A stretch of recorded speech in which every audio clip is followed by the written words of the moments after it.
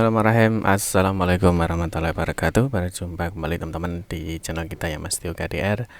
Teman-teman, kesempatan kali ini kita akan berbagi informasi kembali ya, masih di seputar rekrutmen untuk ASN ya, khususnya P3K di tahun 2024 ini. Dalam kesempatan kali ini teman-teman kita akan berbagi informasi. Ini tentunya hal yang sangat penting ya teman-teman ya, hal yang sangat krusial.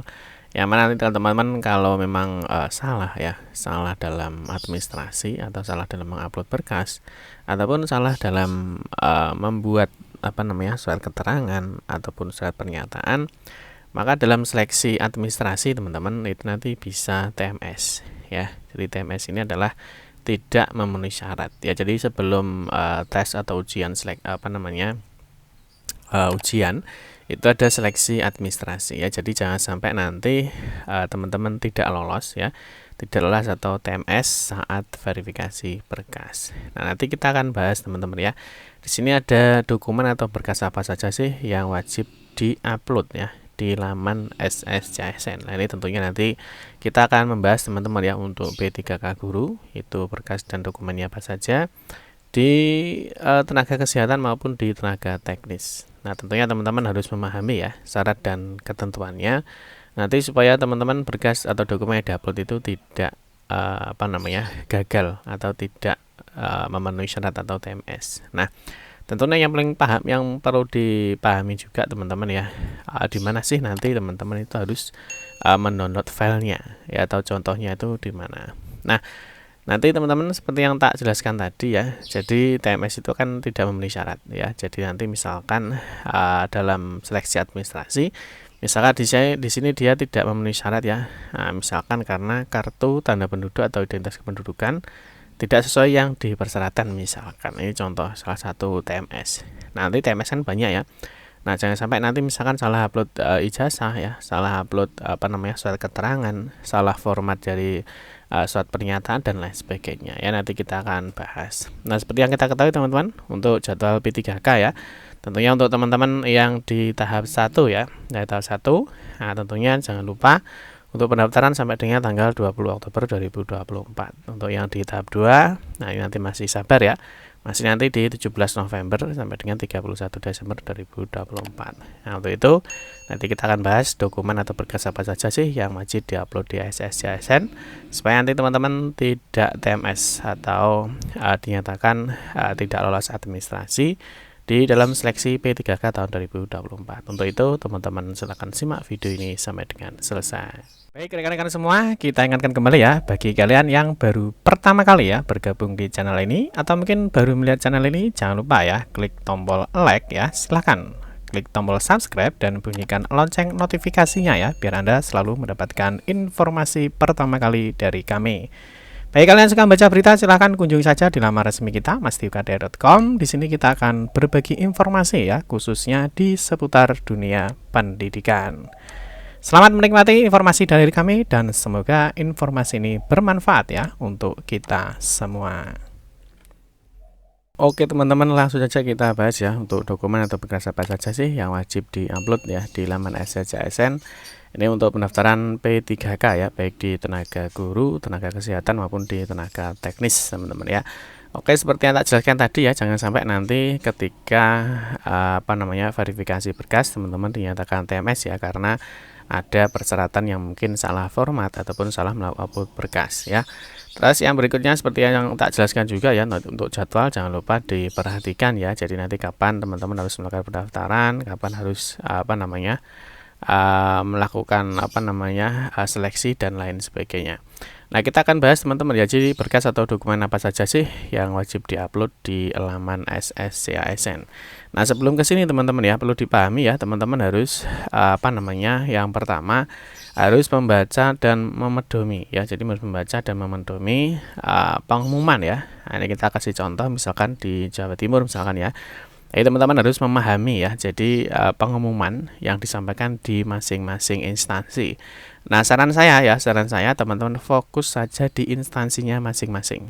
Ya, jadi tidak usah ikut ke sana kemari teman-teman. Yang penting teman-teman itu fokus saja di instansinya masing-masing, karena mungkin bisa saja ya di setiap instansi itu ada informasi yang berbeda. Nah, yang perlu dipahami juga teman-teman, nanti yang melakukan verifikasi berkas itu adalah instansi Bapak Ibu masing-masing. Ya, jadi fokus saja sesuai dengan informasi yang disampaikan oleh instansinya masing-masing. Paham ya? Nah, teman-teman harus wajib memahami ini ya. Jadi harus membaca, memahami ya. Nah, nanti di dalam pengumuman itu pasti ada ya, ada persyaratan. Terus setelah persyaratan ya, mungkin di sini juga ada berkas-berkas apa saja yang perlu di-upload ya. Di sini misalkan ada ketentuan khusus, terus berikutnya di sini ada dokumen persyaratan yang wajib diunggah. Ini harus dipahami teman-teman ya. Nah, di sini kalau kita lihat ada kalau tidak salah sih ada 5, 6, 7, 8 ya. Di sini ada 8, sekitar 8 dokumen. Ini masih di setiap pengumuman di instansi itu ada. Nah, terus berkas apa saja teman-teman yang diupload di laman SSC ASN. Oke, kita akan lihat ya. Oke, yang pertama teman-teman, untuk melihat di laman SSC ASN ya. Nah, tentunya yang pertama teman-teman sudah memiliki akun ya. Jadi teman-teman sudah melakukan pendaftaran akun ya di laman SSC ASN. Nah, berikutnya ini tentunya teman-teman sudah memiliki yang disebut dengan kartu akun. Nah, berikutnya kalau sudah, seperti biasa ya, teman-teman bisa login ya. Setelah login, nanti di sini teman-teman mengisi di 7 kegiatan mengisi 6 tahap ya. Jadi 6 tahap mulai dari biodata, terus ini seleksi, di formasi, riwayat, terus dokumen, terakhir ada resume atau melakukan finalisasi. Ya, jadi nanti ada 6 kegiatan yang wajib teman-teman lakukan. Nah, nanti kita akan bahas teman-teman untuk di bab dokumen ya. Jadi dokumennya untuk P3K guru itu apa, untuk P3K nakes itu apa, dan untuk P3K teknis itu apa saja. Oke ya. Oke, yang pertama setelah kita login ya di laman SSC ASN, yang pertama adalah pengisian biodata ya. Tentunya teman-teman sudah paham biodata apa saja yang perlu disiapkan. Nah, setelah biodata selesai ya, kita akan masuk di jenis seleksi ya. Jenis seleksi itu teman-teman silahkan disesuaikan ya, mau di P3K guru, P3K teknis, ataupun di P3K tenaga kesehatan. Ini ya. Nah, kalau sudah di jenis seleksi, teman-teman selanjutnya ya, teman-teman akan masuk di bagian formasi ya. Nah, di bagian formasi teman-teman ya, tentunya teman-teman memilih ya, jenis seleksinya itu apa, instansinya di mana, jenis formasinya apa ya. Terus berikutnya ya, teman-teman juga bisa mengisikan mulai dari pendidikan, jabatan ya, lokasi formasi, lokasi ujian, lokasi tes, dan sebagainya. Nah, jika semuanya sudah selesai teman-teman ya, maka teman-teman masuk di bagian riwayat ya. Jadi kalau formasi sudah selesai, masuk di bagian riwayat. Ini ya. Jadi masuk di riwayat pekerjaan. Kalau misalkan ada ya silakan diisikan ya, terus dan lain sebagainya. Nah, terus untuk berkas atau dokumen yang diupload di laman SSC ASN, ini kita mulai dari P3K guru teman-teman ya. Nah, sebelum kita ke sini teman-teman ya, tentunya tadi sudah kita jelaskan ya, misalkan di setiap instansi itu kan sudah mengumumkan ya, Nah, terus nanti kita akan mulai di sini untuk P3K guru ya, misalkan. Nah, di sini kita kasih contoh misalkan untuk P3K guru ya, misalkan di sini contohnya adalah guru ahli pertama untuk guru penjas orkes misalkan ya. Nah, di sini teman-teman untuk jenis dokumen ya, ini yang diupload yang pertama adalah surat pernyataan ya. Nah, ini surat pernyataan sesuai dengan persyaratan instansi yang sudah ditandatangani dan diberi materai. Nah, di sini teman-teman yang sering salah itu adalah format dari surat pernyataan. Yang kedua adalah surat lamaran. Ini biasanya yang sering salah ya. Jadi surat pernyataan dan surat lamaran ini yang sering salah. Ini biasanya formatnya salah. Nah, terus bagaimana Pak cara download format atau surat pernyataan atau surat lamaran? Nah, yang pertama di dalam informasi ini ya biasanya juga dilampirkan filenya. Ya, di sini misalkan surat lamaran ya. Di sini ada surat lamaran, di sini diberikan ya formatnya adalah terlampir. Ya, biasanya di setiap instansi itu ada formatnya. Ya, biasanya entah itu di bawah atau di mana. Nah, di sini teman-teman ini adalah contoh dari surat lamarannya. Ya, ini contoh surat lamaran. Terus yang kedua ini adalah surat keterangan aktif bekerja. Terus di sini ada surat keterangan pengalaman kerja. Ya, terus yang paling atas ya ada surat pernyataannya. Nah, di dalam dokumen tadi ya teman-teman harus memastikan. Nah, di sini ada surat pernyataan. Ya, jadi ada surat pernyataan, ada surat lamaran ya, ada surat lamaran, ini lamaran. Terus nanti ada juga surat keterangan ya. Nah, itu tentunya teman-teman lihat informasinya di masing-masing instansi. Paham ya? Nah, misalkan contoh ya di sini di BKD Jatim ya, di sini untuk formatnya ya di sini sudah disediakan teman-teman ya. Ini hanya contoh untuk di Jawa Timur teman-teman ya. Mungkin nanti di instansi-instansi mungkin nanti bisa saja formatnya berbeda, tapi intinya kan sama. Ya, di sini misalkan surat pernyataan 5 poin. Nanti khusus di Jawa Timur ini sudah disediakan formatnya. Teman-teman tinggal ngisi yang diperlukan saja ya. Jangan membuat format sendiri, jangan merubah isinya ya. Nah, nanti biasanya juga ada yang perlu dirubah tapi juga disesuaikan. Yang terpenting itu adalah formatnya. Nah, misalkan di sini ya. Nah, di sini ini disesuaikan teman-teman ya. Ini biasanya di setiap instansi itu sudah ada formatnya untuk surat keterangan maupun surat pernyataan ya ataupun surat lamaran ya. Jadi biasanya yang sering salah itu adalah di sini teman-teman ya, di surat pernyataan maupun di surat lamaran ya. Mungkin ada salah format, salah isi dan lain sebagainya. Jadi sekali lagi surat pernyataan, lamaran ya, surat keterangan itu silahkan mengikuti informasi yang disampaikan oleh masing-masing instansi. Paham ya? Oke, yang berikutnya di poin 3 teman-teman ya, di sini adalah kartu tanda penduduk ya atau KTP. Ini tentunya teman-teman harus paham ya. Jangan sampai nanti salah ya, KTP-nya yang diambil itu salah.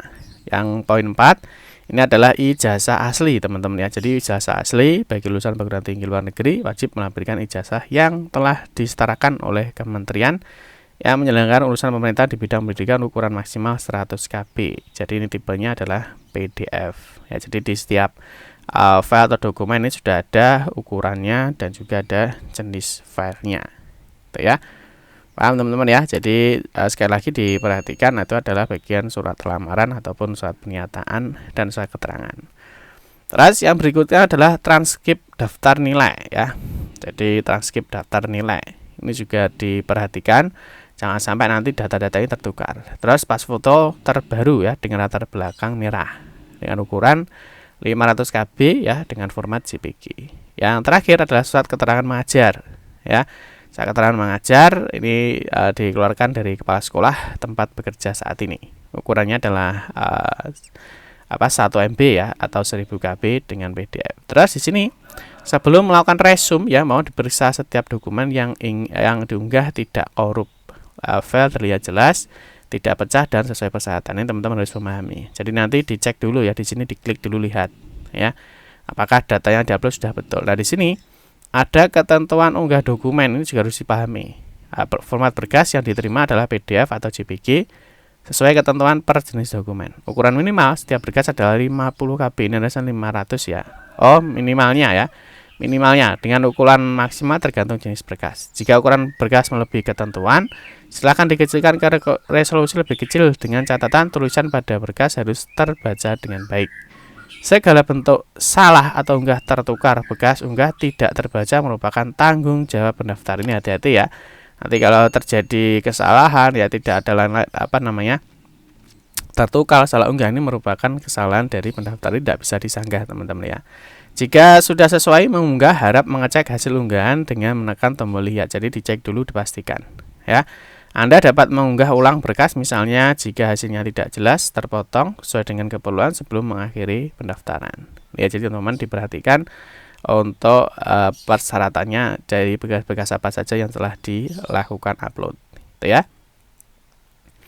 Berikutnya kita bahas untuk P3K Nakes. Ini agak sedikit panjang ya untuk P3K Nakes teman-teman ya. Jadi untuk P3K Nakes ini sama ya, ada surat pernyataan ya, surat lamaran, surat keterangan bekerja ya yang ditandatangani oleh pimpinan unit kerja. Jadi intinya hampir sama ya dari P3K guru, nakes maupun teknis.